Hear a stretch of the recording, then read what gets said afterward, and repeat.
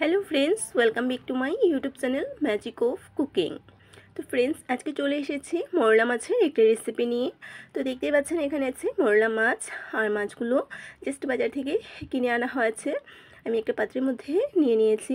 তো সব মাছ আজকে রান্না হবে না, এখান থেকে পরিমাণ বুঝে আমি মাছ নিয়ে নেব আজকে রান্নাটা করার জন্য, আর বাকি মাছগুলো আমি রেখে দেব। তো মাছগুলোকে সবার প্রথমে কেটে নিতে হবে। মোরলা মাছ কাটতে কিন্তু খুব বেশি সময় লাগে না, রান্নাটা করতেও কিন্তু খুব বেশি একটা সময় নেয় না।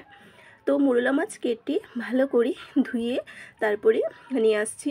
আর আজকে মোরলা মাছটা আমি কী দিয়ে রান্না করছি সেটা আমি আপনাদেরকে একটু পরে দেখিয়ে দেব। তো চলুন কীভাবে আজকে রান্নাটা করছি আর কী দিয়ে করছি সেটা দেখে নিই।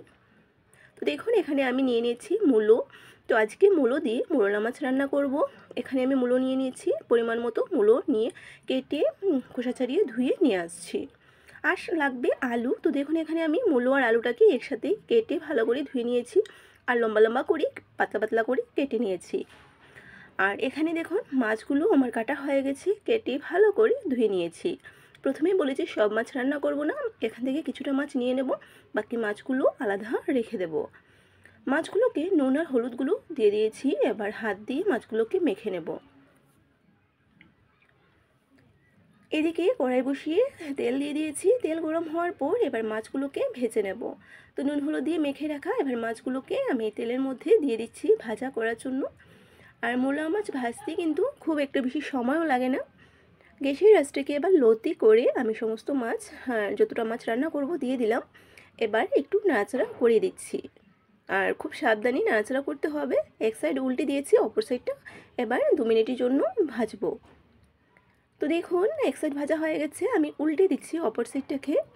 আর আমার মাছগুলো ভাজা হয়ে গেছে, খুব বেশি ভাজবো না, একটু নাড়াচাড়া করে তারপরে নামিয়ে নেব। তো মাছ ভাজা হয়ে গেছে, এবার একটা প্লেটের মধ্যে তুলে নিচ্ছি। তো দেখুন মাছগুলো আমি ভেজে প্লেটে তুলে নিলাম। আর এদিকে তো আমার সবজিগুলো কাটা হয়ে গেছে। আলু আর মূলোটাকে পাতলা পাতলা করে কেটেছি লম্বা লম্বা করে। এবার তেলের মধ্যে ফোড়নটা দিয়ে দেব। তো এবার রান্নাটা শুরু করছি। কালো জিরে এখানে আমি ফোড়নে দিয়েছি, আপনারা চাইলে গোটা জিরেও দিতে পারেন। এবার কেটে রাখা মূলো আর আলুগুলোকে দিয়ে দিচ্ছি। পরিমাণ মতো এখানে নুন এড করব। গ্যাসের আঁচটাকে এবার লো টু মিডিয়াম আঁচে রেখেছি। নুনটা দিয়ে দিলাম আর সামান্য হলুদের গুঁড়ো দিচ্ছি। এবার ভালো করে নাড়াচাড়া করব।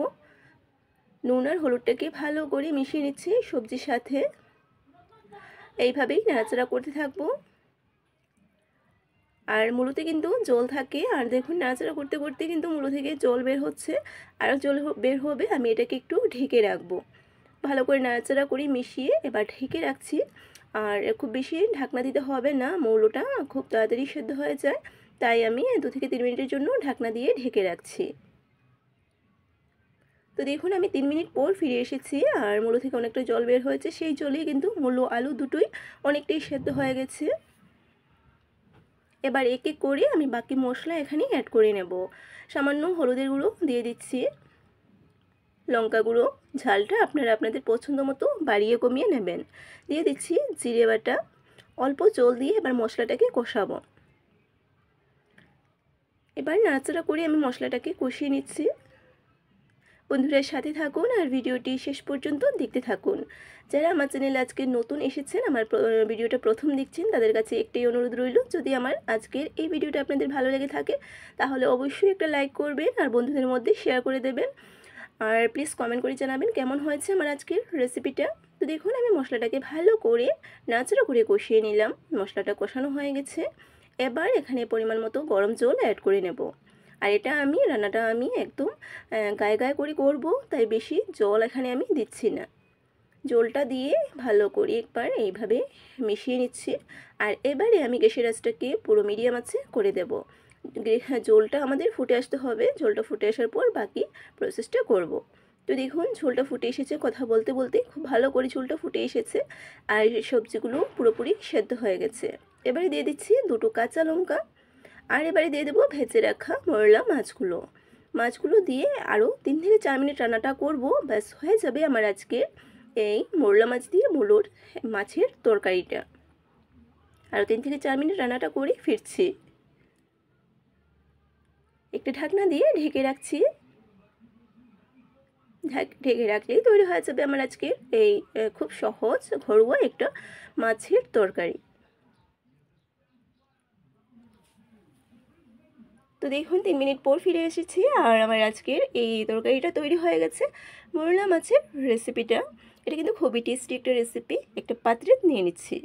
তো কেমন হয়েছে আজকের এই রেসিপিটা যদি আপনাদের ভালো লেগে থাকে অবশ্যই লাইক করবেন, শেয়ার করবেন আর সাবস্ক্রাইব করে পাশের বেল আইকনটিতে ক্লিক করে দেবেন, যাতে আমার চ্যানেলে আপলোড করা ভিডিওগুলো সবার আগে আপনাদের কাছে পৌঁছতে পারে।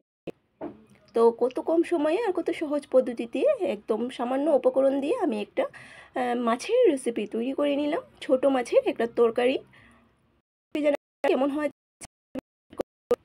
আবারও চলে আসবো সামনে এরকম নতুন নতুন রেসিপি সাথে।